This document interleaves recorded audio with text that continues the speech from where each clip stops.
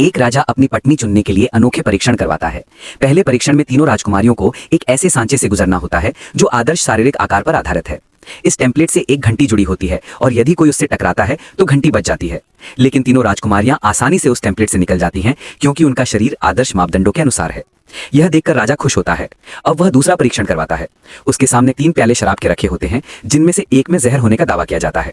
शुरुआत में 3 अपराधियों को इनमें से किसी एक प्याले को पीने के लिए मजबूर किया जाता है। उनमें से एक अपराधी प्याला पीने के बाद गिर जाता है। अब राजकुमारियों की बारी आती है। पहली राजकुमारी अपनी जान जोखिम में नहीं डालना चाहती, इसलिए पीछे हट जाती है। दूसरी राजकुमारी आत्मविश्वास के साथ सही प्याले का चुनाव करती है और उसे पी लेती है और वह सुरक्षित रहती है। जब तीसरी राजकुमारी की बारी आती है तो वह डर जाती है और अंततः हार मान लेती है। तभी दूसरी राजकुमारी साहस दिखाते हुए बचा हुआ अंतिम प्याला भी पी लेती है। फिर वह बताती है कि राजा अपनी दयालुता के लिए जाना जाता है, इसलिए वह किसी निर्दोष की जान मनोरंजन के लिए नहीं ले सकता।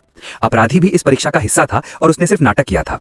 उसकी समझदारी, साहस और तार्किक शक्ति से प्रभावित होकर राजा दूसरी राजकुमारी को अपनी पत्नी चुन